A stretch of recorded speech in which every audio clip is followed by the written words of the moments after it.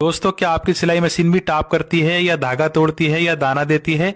तो आज के वीडियो में हम आपको बताने वाले हैं शटल और गज की टाइमिंग कैसे मिलाएं, और अगर आपकी मशीन के शटल की टाइमिंग आउट है तो इसको घर बैठे कैसे सही करें। तो इसके लिए हमने सबसे पहले निडल प्लेट के दोनों स्क्रू खोल देने हैं।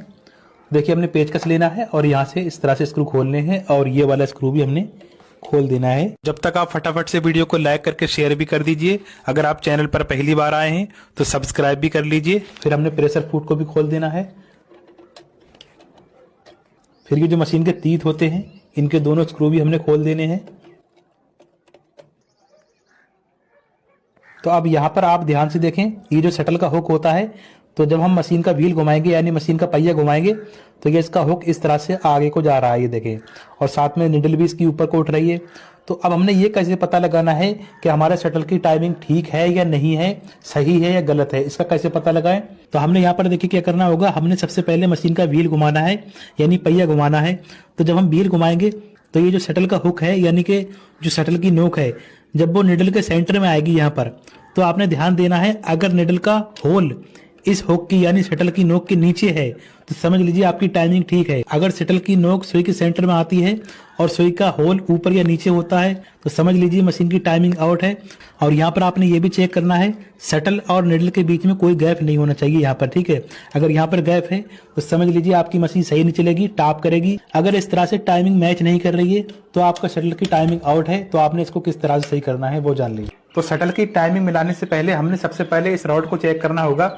हमने ये देखना होगा हमारी ये जो निडल होती है ये सही है या नहीं है, क्योंकि होता क्या है, कई बार आपकी निडल ऊपर या नीचे होती है तो उसकी वजह से भी आपके शटल की टाइमिंग आउट हो जाती है। तो सबसे पहले हमने यहाँ पर कैसे पता लगाना है कि आपकी सुई ऊपर है या नीचे है, उससे पहले हमने फ्रंट प्लेट को खोल देना है। तो अब देखें, सबसे पहले हमने ये चेक करना होगा हमारी निडल सही पोजीशन में है या नहीं है। तो उसके लिए आपने यहाँ पर ध्यान से देखना होगा। तो अब जैसे कि मैं मशीन का व्हील घुमाऊंगा और निडल को नीचे लेकर आता हूँ, बिल्कुल नीचे लेकर आता हूँ, ठीक है। तो अब अगर आप यहाँ पर ध्यान से देखेंगे तो ये इसकी निडल नीचे आ चुकी है। तो अब हमने ये कैसे पता लगाना है हमारी निडल नीचे है या ऊपर है? तो बस आपने यही देखना है, जो निडल की नोक होती है ना, तो बस ये जो शटल की किनार है यहाँ से करीब 1 या 1.5 सूत नीचे होनी चाहिए। अब जैसे कि मान लीजिए आपके निडल की नोक यहाँ पर थोड़ी सी दिख रही है यानी कि कम दिख रही है, तो समझ लीजिए आपका शटल गज ऊपर को चला गया है। तो उसको नीचे कैसे लाना है? तो ज्यादातर सुई ऊपर को ही हो जाती है और ऊपर को होने की वजह से आपकी मशीन टाप करती है। कभी कभी तो ये भी होता है कि नीचे से धागा भी नहीं उठाती है, जो हम बॉबिन का धागा ऊपर उठाते हैं वो ऊपर भी नहीं उठ पाता है। तो हमने इस गज को नीचे या ऊपर कैसे करना है? तो शटल की टाइमिंग मिलाने से पहले हमने इस रॉड को सेट करना होता है। तो यहाँ पर आप देख सकते हैं जो ये वाला पार्ट है, यहाँ पर एक स्क्रू दिया गया है। तो पहले तो हमने इस स्क्रू को लूज करना है। तो देखें, ये वाला स्क्रू लूज होने के बाद गज ऊपर नीचे होने लगा है। तो अब हमने निडल को सही पोजीशन में सेट कर देना है। इस तरह से हम नीचे को लेकर आएंगे, और उससे पहले आपने ध्यान देना होगा जो ये वाला पार्ट है ना, तो व्हील घुमाकर सबसे पहले हमने गज को पकड़ लेना है और इस वाले पार्ट को नीचे कर देना। तो जो ये वाला पार्ट है इस पार्ट को हमने बिल्कुल नीचे ले आना है इस तरह से। अब देखें, निडल को हम इस तरह से नीचे लेकर आएंगे, ये देखें। तो यहाँ पर लाकर हमने रोक देना है और हमने दोबारा से इस वाले स्क्रू को टाइट कर देना है यहाँ पर इस तरह से। तो अब यहाँ पर हमारी निडल तो सही पोजीशन में सेट हो गई है। अब हमने शटल की टाइमिंग किस तरह से मिलाना है? तो अब ये जो आप शटल के स्क्रू देख रहे हैं, हमने इन स्क्रू को पहले लूज करना है। तो हमने पेचकस लेना है और हमने व्हील को पकड़ लेना है, इस तरह से घुमाएंगे, ये वाला स्क्रू लूज कर देंगे।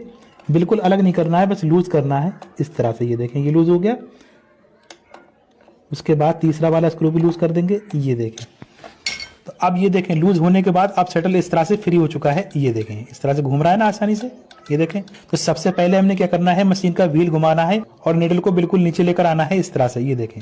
अब ये निडल बिल्कुल नीचे आ चुकी है ना, और हमने शटल की नोक यहाँ पर लेकर आना है इस तरह से। ये जो निडल का होल है और ये जो शटल की नोक है, तो निडल का होल शटल की नोक के नीचे रहना चाहिए इस तरह से, सेंटर में भी होना चाहिए। निडल का होल और शटल की नोक सेंटर में है इस तरह से। उसके बाद हमने एक स्क्रू को टाइट कर देना है, पहले फुल टाइट नहीं करेंगे, एक ही स्क्रू टाइट करना है पहले हमने।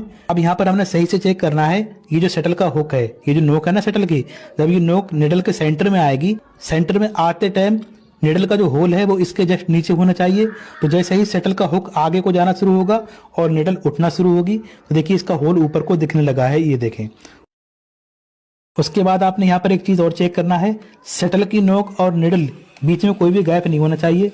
इतना गैप होना चाहिए कि बीच में धागा आ जाए, ठीक है। अगर ज़्यादा गैप होगा तो आपकी मशीन टाप करेगी और ऊपर को धागा भी नहीं उठाएगी। और अगर आपके शटल की नोक और निडल टकरा के चलेगी, बिल्कुल मिलकर चलेगी, तो आपकी मशीन धागा तोड़े और भी बहुत सारी प्रॉब्लम्स होने लगेंगी। उसके बाद हमने क्या करना है, हमने शटल के दोनों स्क्रू टाइट कर देने हैं। उसके बाद हमने मशीन के तीत भी लगा देने हैं, फिर हमने प्रेशर फुट भी लगा देना है और ये वाले स्क्रू यहाँ पर लगा देना है। अब उसके बाद आप मशीन चलाएंगे तो आपकी मशीन बिल्कुल सही चलेगी, धागा भी नहीं तोड़ेगी, टाप भी नहीं करेगी, नीचे दाना भी नहीं देगी और टाँका बिल्कुल साफ आएगा।